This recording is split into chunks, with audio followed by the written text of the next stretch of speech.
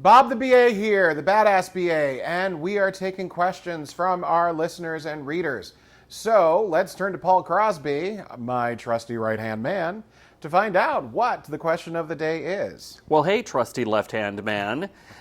Today's question is, the business can't make up their mind and the requirements change again and again. I'm beginning to wonder if there is any point to my role at all. Do you have any tips for getting the business to agree to the requirements? Oh, okay, so that's a great question. I think we have to take a step back because if we've got this recurring nightmare where people do something and they change and it keeps changing, we've got to go back to the beginning. The first question I would ask you is, did you do some kind of scope diagram that clearly defines all of the 30,000 foot level needs, the capabilities of what we're trying to do, along with all of our stakeholders? You need some kind of visual way of getting everyone on board. And context level data flow, also known as a context diagram, is a great way of doing this.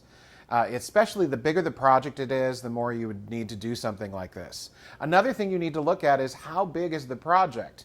If you're talking a multi-million-dollar project, it might not be one diagram you need. You might need several. I hired a lady once to do a project for me, and it was about a $9 million project. She had 35 scope diagrams, but that project went off without a hitch. So are you documenting scope in a way that everyone can see it and realize it and understand it? And also, have we understood exactly what capabilities we're trying to enhance, increase, or change, or add to make sure that everyone's on the same page? If we are too far in the weeds, then we probably are addressing it at the wrong time. So I'm going to go back to the beginning and see if I've got a good understanding of scope first. After that, it's a question of what techniques you choose to drive out the details.